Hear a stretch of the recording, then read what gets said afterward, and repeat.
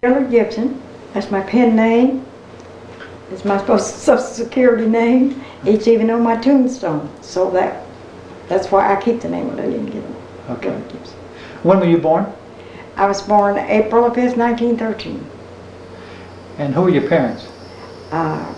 Barney and Alice Dillard, Okay. my parents. You were born where? At the town of Lucia on St. John's River. Okay. What did your parents do?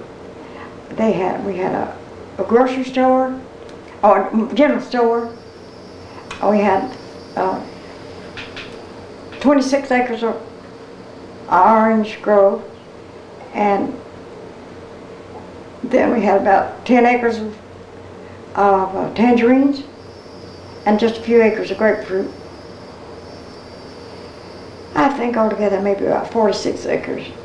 And we had a packing house, you know, where you wash the fruit and package it for shipping. Yeah. And we shipped by steamboat. We had 3 steamboats a day that came to Volusia and stopped at our dock, right? Okay. And now what's another question? You have the question? Yeah, where did you go, where did you start school? Right here? Elementary school? Yes. Okay, and what year was that? 19 and 19. This. 1919, so that was that the first year it opened? Yes. Can you remember the very first day and your first impression of the school? Yes. Tell me about you. it. Tell me about I was the first one in this house. First one in? Yeah. Tell me that story. Well, the bus driver said, now I help the little ones out, the rest will have to fend for themselves. And so he came around there, and my twin and I was the smallest ones. So we were 6, but we weren't too big.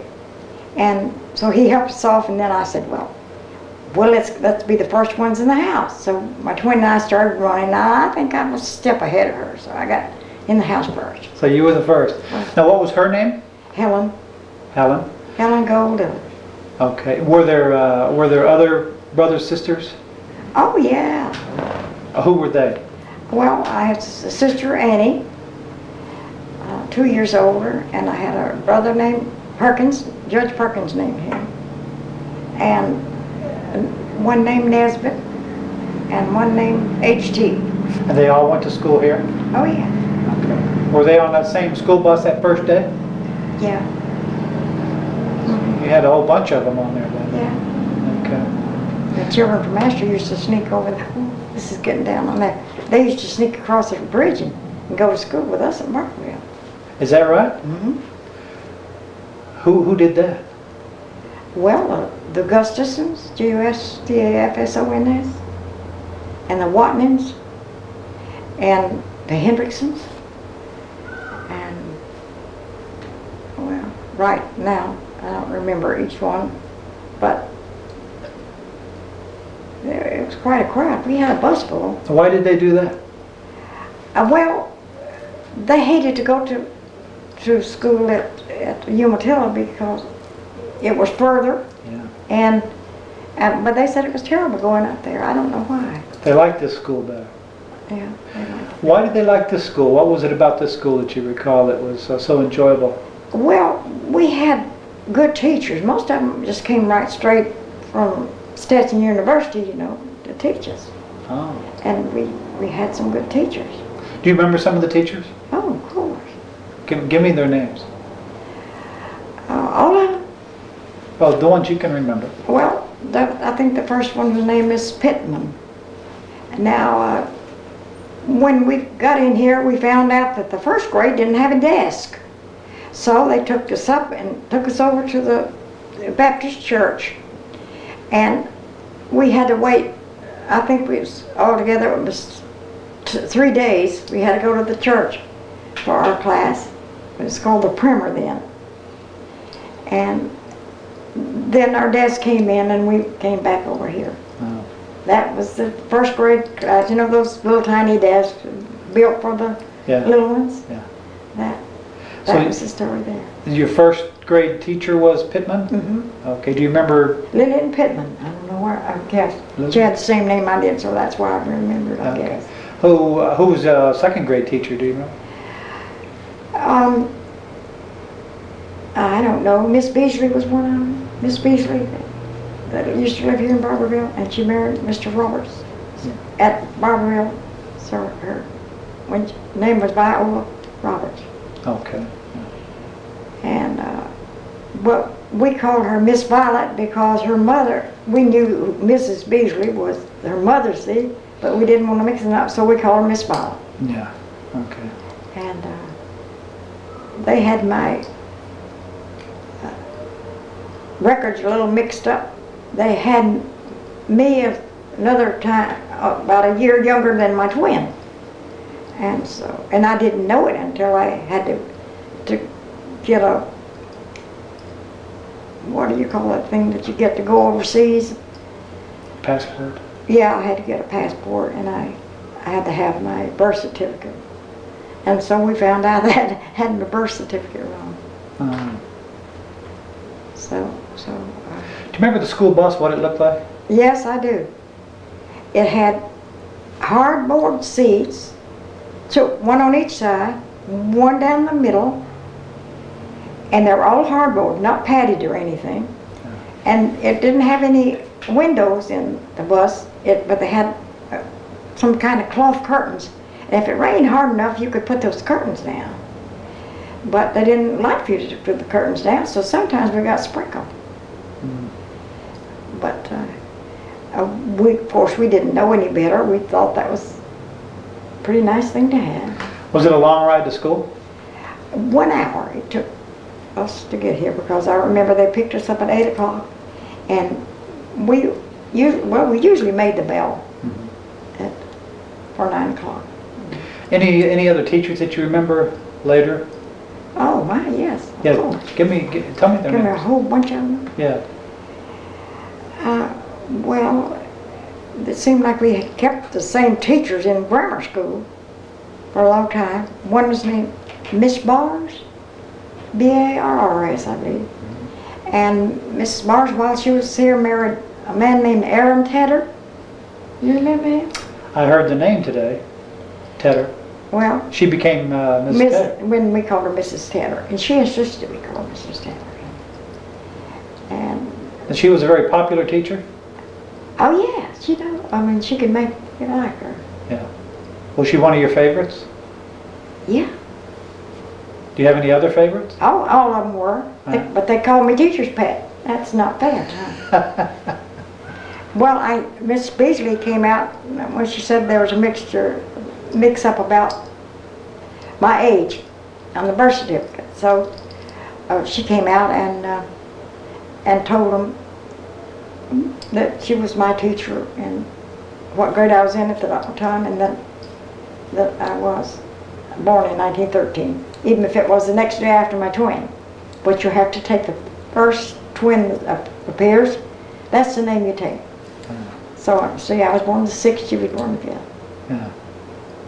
And we were not what you call identical twins, but yet today people say, hello, Helen. And that's not me. Yeah. So I guess we look somewhat alike. Do you remember who the principal was then at the beginning? At the beginning, the very first one was named Miss Scott. Was the principal? Okay. Mhm. Did she teach also? Gertrude Scott. Ruth Gertrude Scott. Oh, yes, but she's pretty good. Lot to do as a principal, because usually we had 8 teachers and big classes. So this wasn't just an ordinary school. Yeah. My father and Mr. S.E. Lemon, Mr. S.E. Lemon gave this property to the school board, and my father went around with him and made the speeches to get people on our side, and we finally got the school. And my father said, well, this is a central location. Even Barberville was not called Barberville, it was called Midway, right? And then the first depot man was named Barber, so they named it Barberville. Oh. And this woman's name was Lillian Barber also, and she always said, well, this is my child, because my name was the same as hers. Well, it was sort of funny. Okay, any other teachers that you can recall? Just tell us about all the teachers you can remember. Oh, Just as many names as you can remember. Well, but after I got to high school, I can remember better, because we had, seems like the same teachers all the time in grammar school. We had Mr. Sanborn, know him? Wayne Sanborn. Oh, yeah. He was a teacher out here? Yeah, but that, you're thinking about his son now. Oh, okay, yeah. Yeah. And we had a man named Rutledge. That was the principal. And one time, Elmore Underhill stuck my curl in a bottle of ink. And I thought, well, that boy gets away with murder, so I picked up the ink well, of which we had in those little desks then, and I threw it on him. And he said, teacher said she's ruined my new suit. And I looked back there, and sure enough, he had on a new suit. So she didn't even listen at my side. She said, you go to the principal, young lady. So I went in to this principal, and I think his name was Rutledge. And he said, I can't hit you, Lily. He said, I'll tell you what I'll do. He asked me what happened. Now I said, well, he stuck my curl in the inkwell. And he said, oh yes, it's running your blouse. And he ran there and got a pair of scissors and picked up a curl. That made it worse. And I said, now that's got to grow out. I'm going to look one-sided here. So he said, well, I'll tell you what I'll do. I'm supposed to punish you. So he said, I'm going to hit on the desk with this ruler and you holler. So he wouldn't hit me. So he thought I was right. Well, how about this boy now? Did he get in trouble? No. Why should he? He was a boy. I don't think that's right. Yeah. No. They didn't listen to my side, but he did. See? Yeah.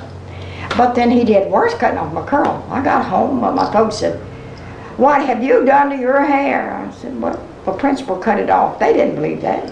No way, you know. But anyway. Well, you didn't have to pay for that new suit to get cleaned, did you? No. I don't remember paying for it. I don't know whether my folks did or not. Could be. Now, was a suit pretty unusual for a kid to wear to school? Yes, I think we were to get pictures made that day or something. And he dressed up. What did the boys and girls normally wear to school?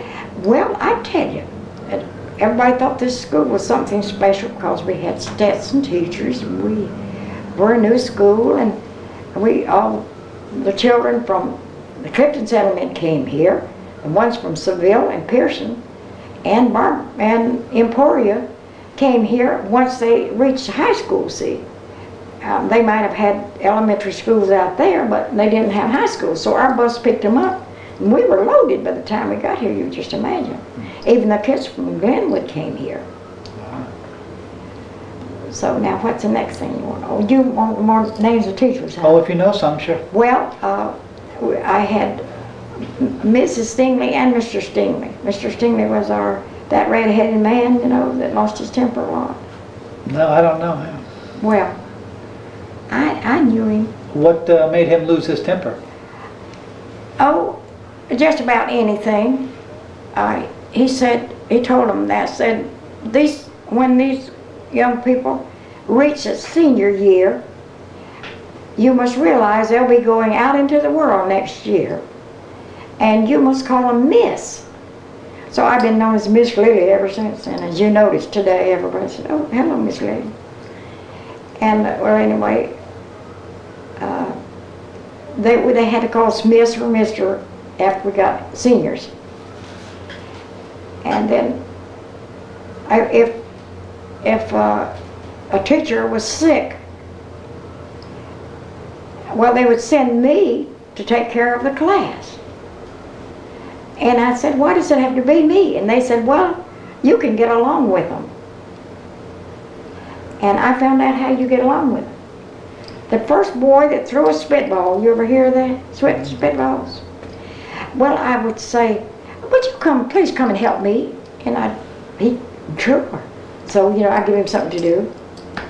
Like he could hand out the papers, he could pick them up and do all this and that. So I found out if you keep them busy, then, busy hands, yeah. But then when I go out for recess, I was called Miss Lily because they call me teacher's pet. So Miss Beasley told me when she came out to fix up my difference in my twins and my certificates, that the kids had to, you know, mock me. They call me Miss Lillian, put on a hat and some glasses, you know. So those kids today are not the only ones that were teased in school, see? Yeah. But I just considered the source. So if I didn't want to go out to be teased, I just stayed in and studied. And I made good grades, better grades by doing that. You know? Now, when you had your pictures taken, you dressed up, but what did the kids normally wear to school? Well, some of the boys wore what you call overalls, and that had a bib and straps across there. And but the high school young men, even my brothers, wore suit pants like knickers and socks. But the girls always tried to see who could dress the best. Oh. So what kinds of things did they wear? Well, I think their mothers must have been good seamstress because they wore nice looking clothes. Yeah. But my mother said she never learned to sew, so she had a lady come up from on the river and sew for us in the summer, make enough dresses to last the school year. And but maybe we had privileges. I mean, some things that others didn't have, right? But maybe it's because, well, like the boys, my father and the boys were always busy with packing the fruit, and the girls, we took care.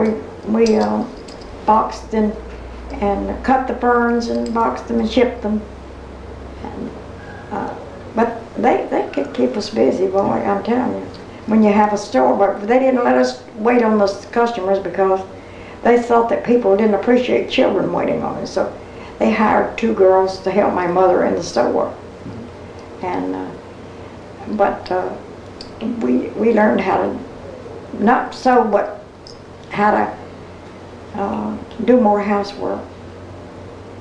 Now you talked about the principal with a stick and not wanting to hit you, but what generally was the punishment for children who misbehaved? Well, they would say they got a switching, but I don't know. You know, they didn't come and tell the rest of us. But you know, they'll tell you be punished. But I remember that my brother got several spankings at school, and when they got home, they got another one. Do you know why they got spankings? What they did? Anything. So in spitballs was one thing. One teacher named Miss Cleek, and Miss, you don't know her, Miss Anna Mae Cleek. I can't forget her name. C-L-E-E-K. I think she lived at Glenwood, and the Cleeks still live there, don't they? Cleeks. I don't know. Yeah. Yeah. Well, she didn't like it, but then there was one teacher that would slap the children, and I didn't like that. Who was that? Well, I've seen Miss Cleek slap them too. And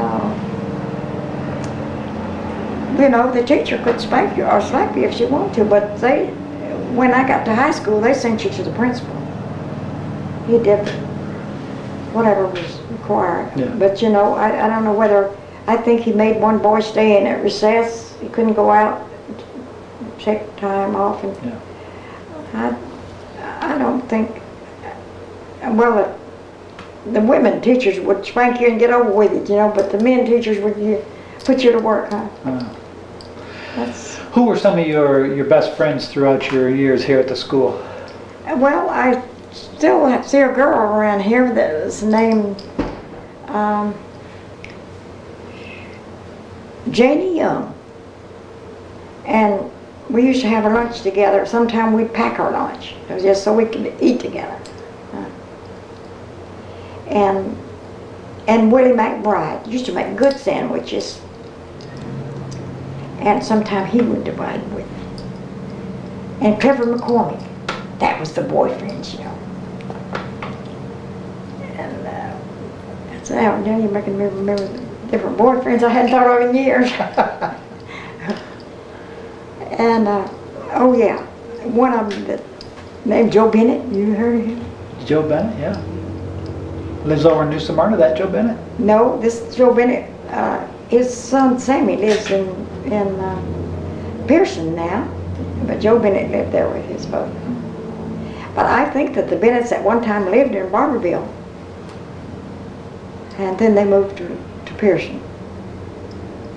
Oh, was he a boyfriend? Yeah, he was a real boyfriend. He used to bring me flowers, and so I said, well, what can I bring you? And he said, well, bring a navel orange, and you know you should go out and buy it. Pick out the big one, select the boyfriend. Is that right? Okay. You mentioned lunch. Sometimes you would pack your lunch. What would you bring if you packed your lunch? Well, my favorite was pimento cheese. You ever hear of that? Oh, Pimento yeah. cheese sandwiches, and I like that. But I remember, like, if we went on the steamboat, we used to make it up between us. We'd say, well, we don't want that old, old stuff like you have at home, like hot biscuit and steak and ham. We wanted something like the city kids had. So we would say, now whenever the man comes around to take our order, well, let's tell him we want some of those good things, like bologna and pastrami or whatever that stuff is. Cold cuts, that was a treat to us, but good thing, things like hot biscuit and steak. And after I got grown, I found out that was good eating, but we thought that was terrible. Now, when would you go riding on a steamboat? Quite often. My father was a great musician, whether you know it or not, besides being a hunter. I've heard people say he was the best banjoist, they call it banjoist, in the state. He used to play with the Manhattan band, and the other day I had made a speech for the Rawlings meeting at Sanford in honor of Marjorie Cannon. She always told us, don't call me Kennan now, it's Cannon. So we had to call her Cannon Rawlings. And where was I now? I lost my place. Oh, you were talking about your father played the banjo in the band. Yeah.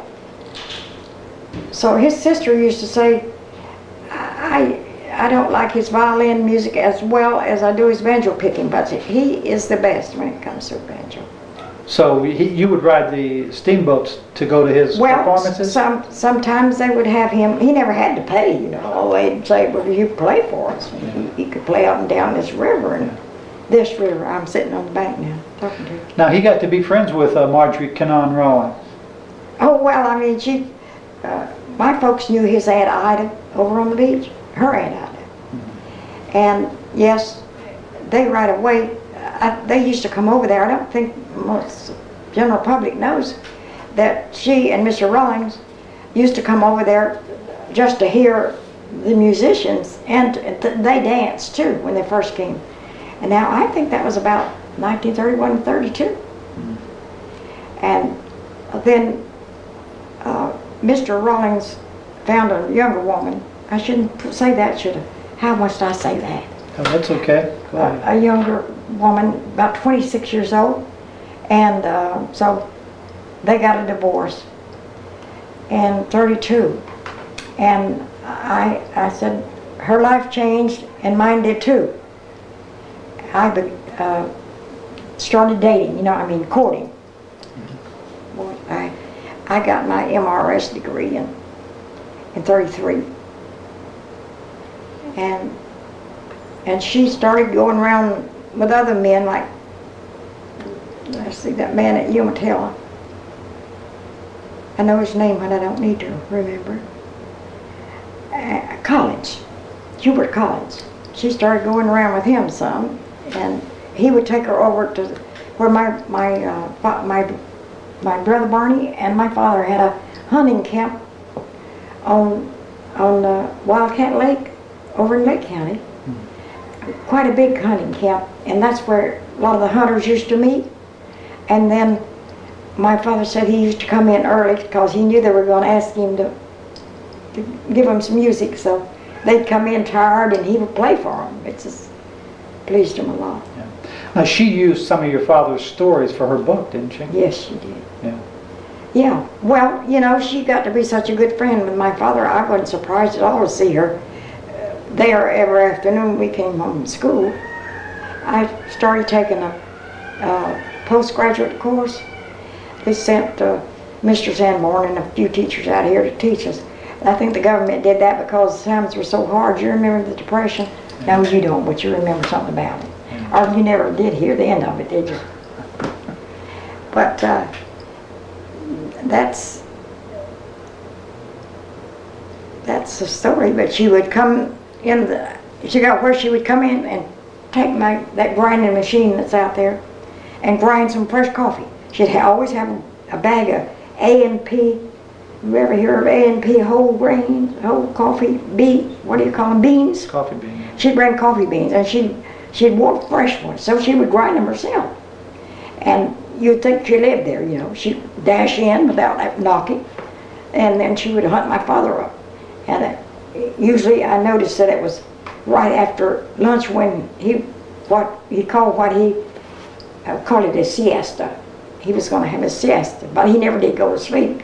He had this big old Times Union, was a thick paper. You've ever seen a big Jacksonville Times Union? And he would read every word of that, and expect us to do some of it too, read some of it. But anyway, we would hear her say, she'd go in there and say, "Move over, Uncle Barney." And so I could go in there and she'd be perched on the side of the bed with the pencil and paper and taking down all the notes she could get.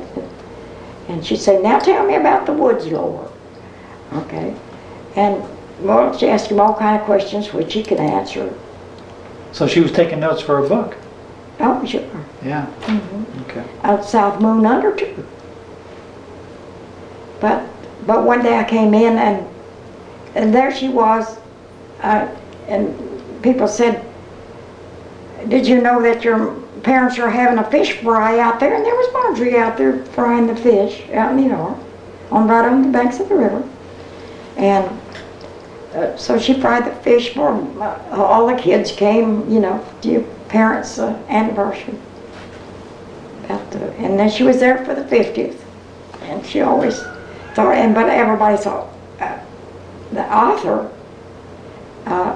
doesn't do menial labor. That to them was amazing. We didn't think so. I said, well, if you just didn't but know it, she's as good a chef as any you've had. Yeah. She could really cook. Now, back at school here, did you do any extracurricular activities involved in anything outside the classroom and sort of thing that you can recall? Well, I won $400 for cutting the most fern and shipping it, making the most money in that school year, which was 8 months back then. So I won $400. Nice. Yeah. And I thought that was great too, because I was in the 11th grade then. And then I became, when I was 16, I became Miss 4-H. You've heard of 4-H clubs? Mm-hmm. Head, hands, heart, heel. And Miss Orpha Cole, you heard of her? No. Well, she was what we call a home ec teacher. You call her a home ec teacher today, but then she was I forgot what they called her, but she would come out maybe 3 times a week. She'd teach her how to cook and how to can, but she didn't teach home demonstration. But she never taught us how to sew. But everything was canning or cooking or having some project. You know, like the garden. My sister Ann grew the biggest tomatoes in Volusia County one year. Well, this seems like there's so much to tell, and I got in all the time. But anyway, I won Miss Florida 4-H. Miss Florida for it. Florida 4-H in the end, and somebody named Truesdale had a studio in Dillard, and he came out to the school and took my picture. And it'll be at the school tomorrow. What year was that happened? Oh, I think that was I was in the 12th grade then. Senior. Okay. Any other things that you were involved in? Well, I was Queen of the May. We had a maypole dance. You ever hear of those? I think so, yeah.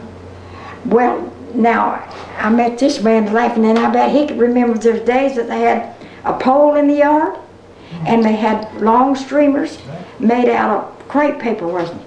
And you had to get a streamer, and you had to be in time, and you had to lace them. You know, you go in and out, so when you got through, you had a hole, something about that big around it, and you were standing in the circle. And so, I don't know why I got named Queen of the May, but I got the most votes, so I got it.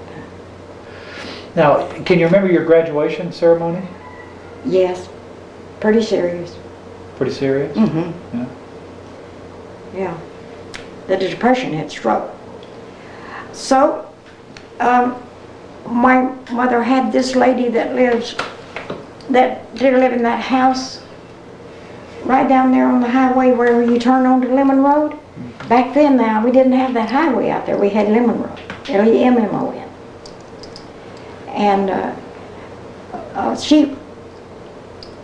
my mother had her to make our graduation dresses, and she knew how to hem stitch, and she hem stitched. You know what that is, don't you? Yeah. It's pretty fancy work, and she put the collars on with this hem stitching, and well, she was a little dressmaker.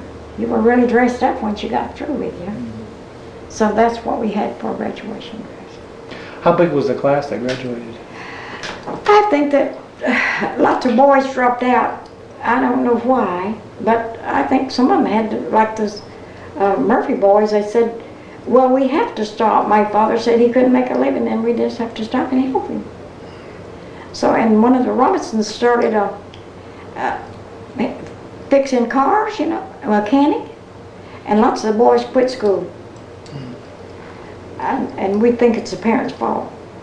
So how many were left that graduated? I think there were only 8 of us that finally graduated. What year was that? Did you graduate? 1932. 32? Mm-hmm. Well, you know, the year starts in 31, but you finish in 32, so that's what I count, 32. Yeah. Okay. Any other stories you can remember? Fond memories of school years here? Well, I thought it was all pretty nice because we had to work real hard at home, so we loved school. Yeah. To get away from all that hard work. And so to me, studying was fun, not work. Yeah. And but my father could help us with our math.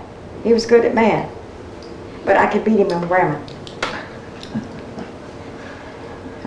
Okay. Well, I want to thank you for coming by and talking to us. All right. Well, I was valedictorian that year. Oh, okay. Yeah.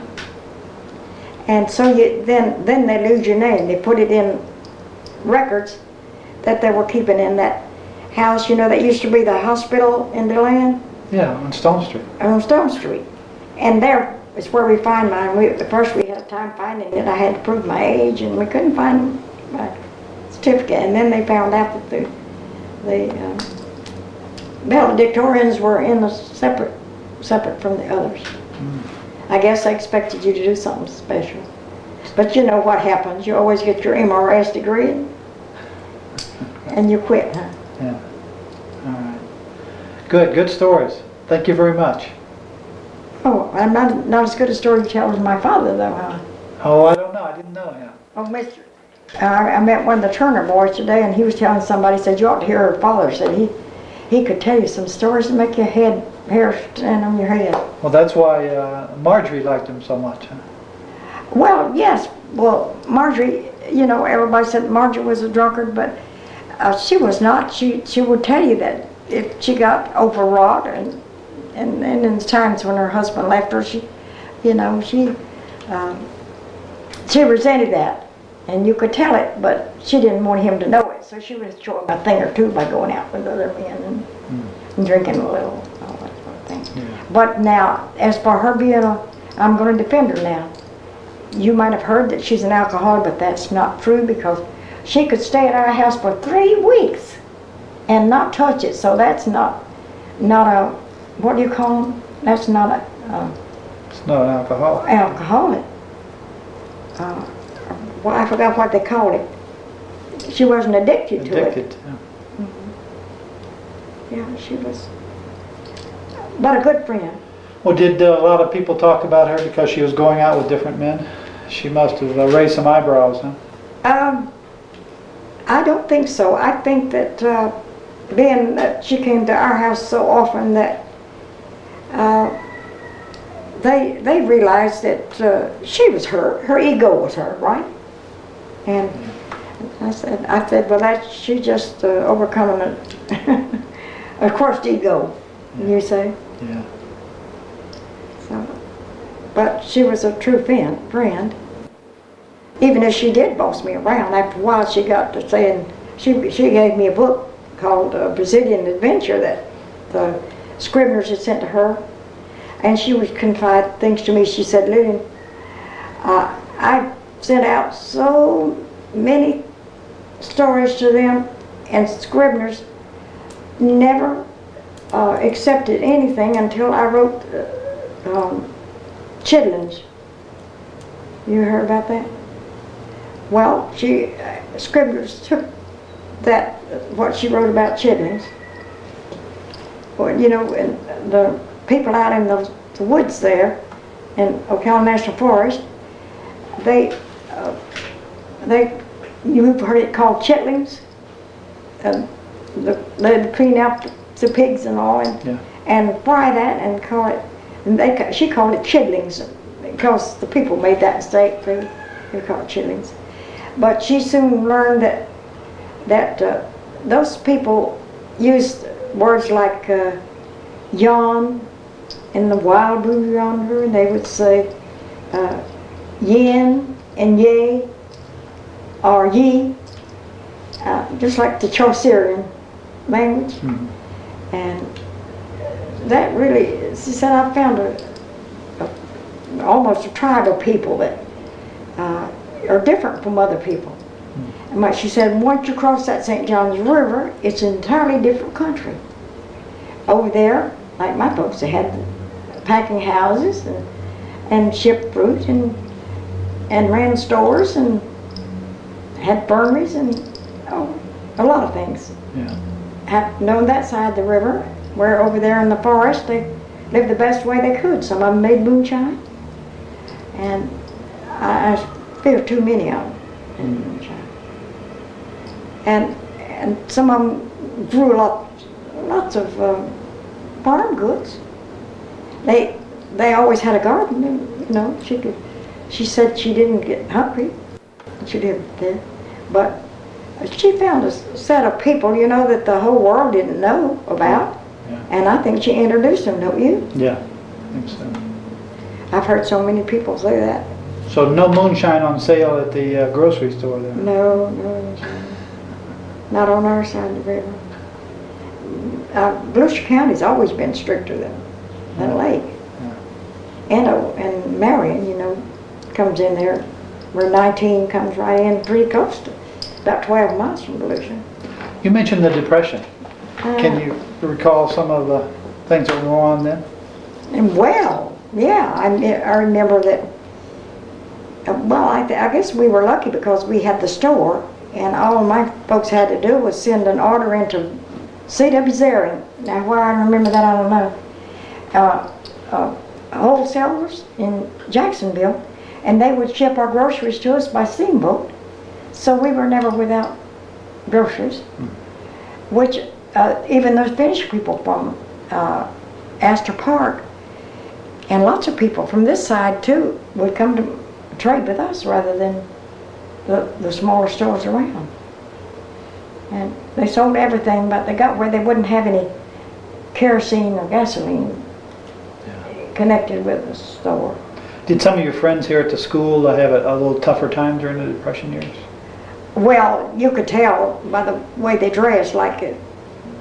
Some of the boys sometimes didn't have anything, but they didn't seem to have those knickers and short pants, you call them, didn't they? Like my brothers did, but some of them did. Like the Underhills and Lemons, different one. Lemon was the way it's pronounced. It has two M's in it. Yeah. Somebody made a mistake. I'm a proofreader, so I can see all the mistakes they made. Le Monde.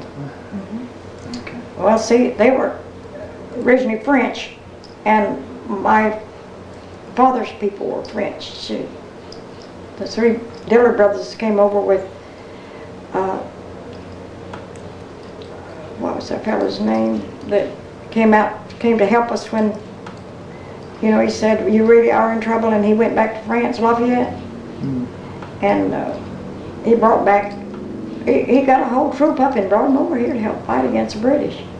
You remember reading that in history, didn't you? I think so, yeah. You fellas neglected your history, didn't you? I'm getting too old, I can't remember it. Oh. Well, have you talked me to death, or have I talked you? No, you did fine, and we appreciate you coming by and talking to us. I think that's great. So thanks a lot. Bye. Lots of funny